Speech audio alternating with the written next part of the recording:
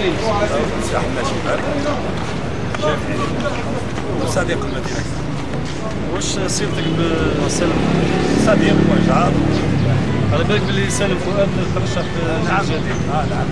اللهم ترشح ان شاء الله باش يدخل صديق الشعبي الوطني. ان شاء الله. اظن انه ترشح السيد فؤاد سالم هدف كل شباب الجزائري. شباب الجزائر يريد شاب احنا في البيرو واصلا صاحب الاختصاص لازم تشريع قضيه ماده قانون. الاستاذ فؤاد سالم حصل على ليسونس قانون، كذلك في مكتب العمر 42 سنه اظن احسن عمر بدايه العمل السياسي للسيد اوباما تغيير العالم الجديد نظام العولمه كذلك. قضيه اقتصاد رجل الاعمال اظن يعرف المال. قضيه ثاني انتماء عائله شريفه. انت في رايك هذه هي المهارات اللي تخير المقومات اللي تخير عليها الانسان باش ترشحوا انت المجلس الشعبي الوطني؟ بكل احترامي لك سيدي الكريم والاستاذ والمواطنين جميعا، اظن انه المعطيات تاع العولمه والحقائق تاع الشعب الجزائري متطلبات الشباب هي اللي تفرض نوعيه النائب. والشروط الخمسه اللي حسب رايي المتواضع العلم اظن انه 5 شروط. واش هي الشروط الخمسه؟ الشرط الاول انه يكون صاحب تشريع وقانون. لا يناقش يشرع عندنا انسان ما يعرفش قانون اصلا وابعاد القانون وابعاد التشريع وابعاد اسقاط الماده القانونيه في صالح الشعب حسب العرف والدين والموروثات الجزائريه والثوره الجزائريه كذلك اللغه العربيه. هذا نقطه بالنسبه لي. النقطه الثانيه يكون في مقتبل العمر.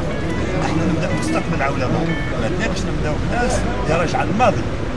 نقولوا رئيس جمهوريه ماضيه خلفه بصح لازمنا نائب مستقبله امامه. صح. انا عندي نقطه برك، احنا قبل ما كي جبت فخامه رئيس الجمهوريه، فخامه رئيس الجمهوريه كان في عمره 27 سنه، كان وزير اعلام، وكان انسان في الثوره الجزائريه حامل السلاح، وكان انسان في المراحل تاع البلاد كامله حامل هموم البلاد على ظهره وكافح وما زال يكافح على هذا اللحظه.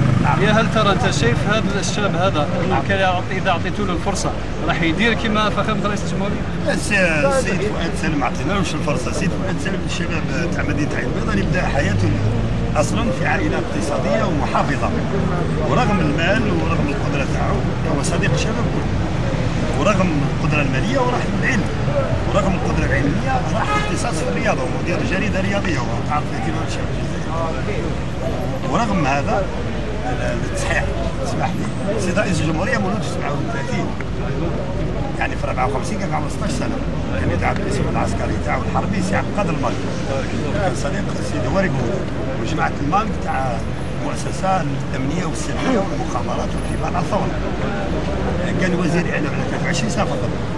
السيد هواري كان رئيس على 33 سنه. احنا بالنسبه لنا السيد فؤاد سالم وامام الناس ماذا بينا يكون المنتخب تاعنا ونشحوا ان شاء الله. احنا نفوتوا عليه في قلوبنا ونفوتوا عليه في ورقه جزئيه. بصح احنا هذه الحقيقه.